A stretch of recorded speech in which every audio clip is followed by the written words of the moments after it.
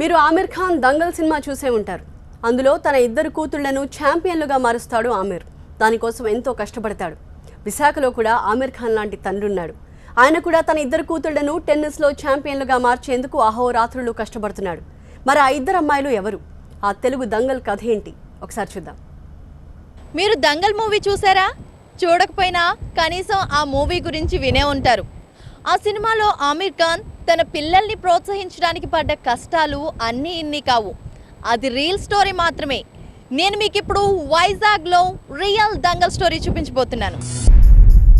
విశాఖలో ఇదో real story. Ravikumar తన ఇద్దరు ఆడపిల్లల్ని ఇంటర్నేషనల్ టెన్నిస్ ప్లేయర్స్ గా మార్చేందుకు రాత్రి పగలు కష్టపడుతున్నాడు. ఇతని పేరు రవికుమార్. విశాఖలోని మర్చెంట్ నేవీలో ఉద్యోగం. నెలకు 2 లక్షలకు పైగానే జీతం. కానీ అతనికి డబ్బు మీద యావలేదు. మేడలు మిద్దెలు కట్టాలని అస్సలు లేదు. దేశానికి ఏదైనా చేయాలనిపించింది. అనుకున్నదే తడవుగా తన ఇద్దరు కూతుళ్ళని టెన్నిస్ ప్లేయర్లుగా మార్చాడు.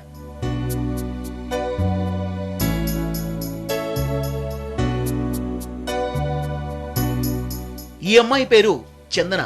ఈ అమ్మాయి పేరు లిఖిత. లిఖిత ఏయూలో లా చేస్తోంది. చందన ఇంటర్ పూర్తి చేసింది. ఇద్దరు అమ్మాయిలు చదువుల్లో టాప్. చదువులోనే కాదు, టెన్నిస్లోనూ టాపే. దానికి కారణం తండ్రి రవికుమార్ ప్రోత్సాహం. ఎప్పటికైనా తన ఇద్దరు కూతుళ్ళని టాప్ టెన్నిస్ ప్లేయర్లుగా తీర్చిదిద్దడమే రవికుమార్ టార్గెట్.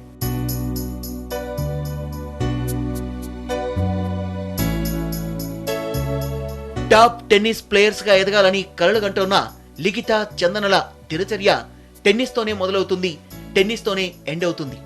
ఉదయం 5 గంటలకే నిద్ర లేచి విశాఖకు 10 కిలోమీటర్ల దూరంలో ఉండే మధురవాడ ఐటీ సెజ్ల వైపు వెళ్తారు. అక్కడే ఆహ్లాదకరమైన వాతావరణంలో ఫిజికల్ ఎక్సర్సైజులు చేస్తారు. ఎక్సర్సైజ్ పూర్తయిన తర్వాత బాక్సింగ్ ప్రాక్టీస్ చేస్తారు. స్పోర్ట్స్ పర్సన్ కి ఫిజికల్ ఫిట్నెస్ తో పాటు మెంటల్ బ్యాలెన్స్ కూడా తప్పనిసరి. ఒకటే జననం, ఒకటే మరణం, ఒకటే గమనం, ఒకటే గమ్యం. గెలుపు పొందే వరకు అలుపు లేదు మనకు. బ్రతుకు అంటే గెలుపు, గెలుపు కొరకే బ్రతుకు. కష్టాలు రాని, కన్నీళ్లు రాని, ఏమైనా కానీ ఎదురేది రాని. ఓడిపోవద్దు, రాజీ పడొద్దు, నిద్రేని కొద్దు, నింగి నిహద్దు. మార్నింగ్ బాక్సింగ్ తో లిఖిత చందన ప్రాక్టీస్ పూర్తి కాదు. ఆ తర్వాత అక్కడి నుంచి టెన్నిస్ గ్రౌండ్ కు బయలుదేరతారు. కోచ్ కోటి ఆధ్వర్యంలో దాదాపు 3 గంటల పాటు ప్రాక్టీస్ చేస్తారు.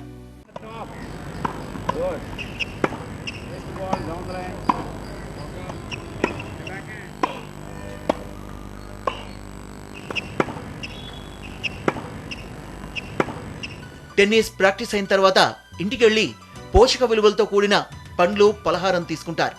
టీ కాఫీలకు బదులు బార్లీ నీళ్లు తాగుతారు. అక్కడితో మార్నింగ్ సెషన్ పూర్తవుతుంది. ఆ తర్వాత ఇద్దరు కాలేజ్కు వెళ్ళిపోతారు. కాలేజీ నుంచి వచ్చిన తర్వాత కూడా సాయంత్రం మళ్ళీ టెన్నిస్ ఆడతారు. సాయంత్రం కూడా దాదాపు 3 గంటల పాటు టెన్నిస్ ప్రాక్టీస్ చేస్తారు. ప్రతిరోజు సాయంత్రం జిమ్, రోజు విడిచి రోజు స్విమ్మింగ్ చేస్తారు. ఇలా ఉదయం లేచిన దగ్గర నుంచి సాయంత్రం వరకు టెన్నిసే ప్రాణంగా శ్వాసగా జీవిస్తారు. తండ్రి రవికుమార్ అంచనాలకు తగ్గట్లుగానే లిఖిత చందన రాణిస్తున్నారు. ఏ టోర్నీకి వెళ్లినా విజేతలుగా తిరిగి రావడమే వీళ్ళిద్దరికీ అలవాటు. పెద్దమ్మాయి లిఖిత పవర్ టెన్నిస్ ఆడడంలో నిష్ణాతురాలు. కోర్టులోకి అడుగుపెట్టాక అదే ఆమెకు advantage. Four hand, back hand లో అద్భుతంగా ఆడుతుంది. టెన్నిస్ కోర్టులో మెరుపులా కదులుతూ దూసుకొచ్చే ఈ ప్లేయర్లిద్దరూ తండ్రి ఆశలకు ఆశయాలకు తగ్గట్లే రాణిస్తున్నారు. లిఖిత చందన టెన్నిస్లో దూసుకుపోతున్నారు. వాళ్ల కష్టం చూసి ఎవరైనా ఔరా అనాల్సిందే, భళా అని నోరారా పొగడాల్సిందే. తండ్రి రవికుమార్ అంచనాలకు తగ్గట్టు ఇద్దరూ దూసుకుపోతున్నారు. భవిష్యత్తులో భారత్ గర్వించదగ్గ స్థాయిలో పతకాలు తీసుకురాగలరు. అయితే వారికి కావాల్సింది వెన్ను తట్టే ప్రోత్సాహం, ఆశయానికి ఊపిరిలోదే చేయూత. వారు కోరుకుంటోంది కూడా అదే.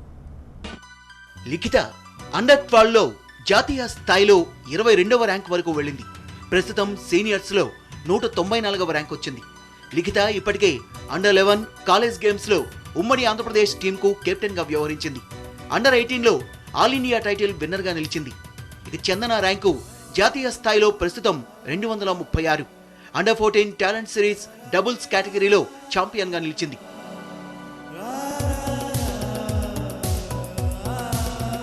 I've heard about these both players on the tour, Likhita and Chandana Landa, and I've seen the game. It's very good.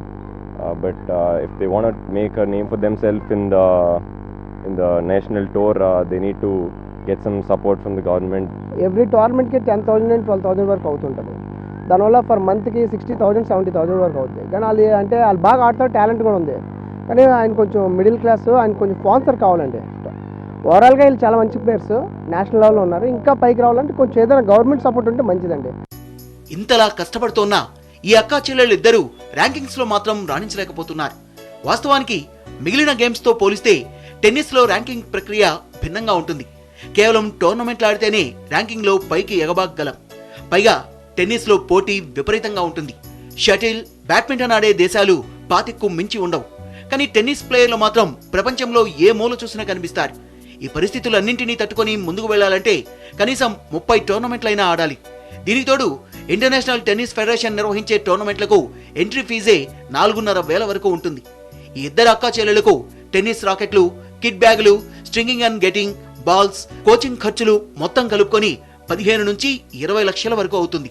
ఈ ఖర్చును భరించే పరిస్థితి రవికుమార్కి లేదు. దీంతో ఈ అక్కా చెల్లెళ్లకు ప్రతిభ ఉన్నా ఆశించిన లక్ష్యాల్ని మాత్రం చేరుకోలేకపోతున్నారు. అయినా రవికుమార్ మాత్రం అధైర్యపడకుండా లిఖిత, చందనల్ని ప్రోత్సహిస్తూనే ఉన్నారు. నెలకి 150,000 రూపాయలు ఖర్చు అవుతుంది మినిమం, ఎంత తక్కువ వేసుకున్నా. ఆ 150,000 పెట్టాలంటే ఇంటర్నేషనల్ టోర్నమెంట్ ఆడించాలా. ఒక టోర్నమెంట్కి వెళ్ళాలంటే lodging, boarding, plus train tickets, ఎక్కడ బయటికి వెళ్ళాలంటే ఫ్లైట్ టికెట్స్ అన్నీ బేర్ చేయాలంటే ఒక సామాన్య మానవుడు ఎవరు చేయలేరు. ఎందుకంటే చాలా ఒక కామన్ పీపుల్ కంటే ఎవరో బేర్ చేయలేరు ఈ ఇష్యూలో మాత్రం. 150,000 పెట్టాలంటే ఒక టోర్నమెంట్కి ఎవరు పెట్టాలంటే, అంటే ఇంటర్నేషనల్కి వెళ్ళాలంటే కష్టం. దానికి ప్రభుత్వ పరంగా కూడా సహాయం కావాలి. మా అమ్మాయిలని స్వార్థంగా మాట్లాడలేదు, ఎందుకంటే వాళ్ళు ఆడకపోయినా రేపు ఇంకోలైనా తయారు చేయాలి నా కసినాలో ఉంది. ఇవాళ చెప్తున్నాను, ఆ కసి ఉండబట్టి ఇప్పటికీ ఆడిస్తున్నాను. 10 సంవత్సరాలు అవుతుంది, ఇంకొక 10 సంవత్సరాలు ఆడిస్తాను. ఎట్టి పరిస్థితుల్లో గ్రాండ్ స్లామ్గా ఒలింపిక్ స్థాయిలో మెడల్ కొట్టిన వారికి నేను నిద్రపోను. ఆసియాలో ఇప్పటి వరకు గ్రాండ్ స్లామ్ సింగిల్స్ లో రాణించిన టెన్నిస్ ప్లేయర్ చైనాకు చెందిన లీనా మాత్రమే అని గుర్తు చేస్తున్నారు రవికుమార్.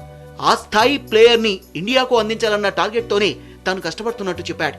ఒకవేళ తన బిడ్డలో ఆ స్థాయిలో రాణించలేకపోతే ఎవరైనా ప్లేయర్ ని దత్తత తీసుకునైనా తన కళ సాకారమయ్యేలా కృషి చేస్తానంటున్నారు రవికుమార్. ఈ స్థాయికి తీసుకురావడం నాకు ఇంచుమించు ఇంత టైం పట్టింది. అలాగే ఇక్కడి నుంచి మీరు ప్రభుత్వ పరంగా మీరు ప్రోత్సహిస్తే నేను మా పిల్లలనే కాదు, అలాగే ఈ వీళ్ళు సక్సెస్ అయినా కూడా ఇంకా తక్కిన పిల్లలకు కూడా మనకు రోల్ మోడల్గా ఉండి ముందు తీసుకెళ్ళి భారతదేశానికి ఇంకా మంచి పథకాలు రావాలని ఆశిస్తున్నాను ఒక తండ్రిగా. టాలెంట్ ఉంది మనలోనే, కానీ వెళ్ళిపోతున్నారు. మరి సపోర్ట్ చేయగలిగితే బాగుంటుంది గవర్నమెంట్. చాలా హార్డ్ వర్క్ చేస్తారు పిల్లలు, మరి వాళ్ళ హార్డ్ వర్క్ తగ్గ సపోర్ట్ లేదు. కానీ లేకపోతే ఎక్కడో ఏదో రేంజ్కి వెళ్తారు. టెన్నిస్ కోర్టులో లిఖిత, చందన చూపిస్తున్న ప్రతిభ విశాఖలో టెన్నిస్తో పరిచయం ఉన్న ప్రతి ఒక్కరికి తెలుసు. వారికి మరింత ప్రోత్సాహం అందిస్తే అద్భుతాలు చేస్తారని చెప్తున్నారు కోచ్. మంత్లీ మ్యాక్సిమం 1,50,000 అవుతుంది కోచింగ్. నార్మల్ పర్సన్స్ ఎవరు నేర్చుకోవడానికి వీలు లేదు ఇది. సో రెండోది ఏంటంటే ప్రతి బాల్ కాస్టే minimum 100 rupees each ball.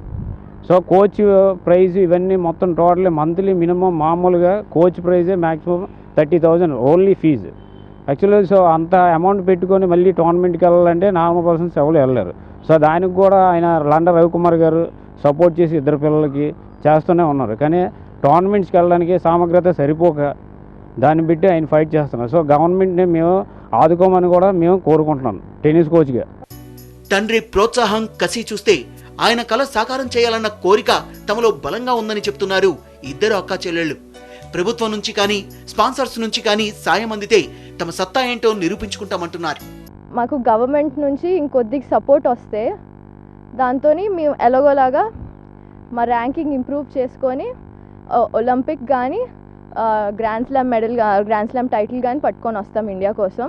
We need any sponsors or the government, at least the government, to come forward and give us at least the minimum amount that we are asking, because tennis is a royal game. Not every man can afford playing it.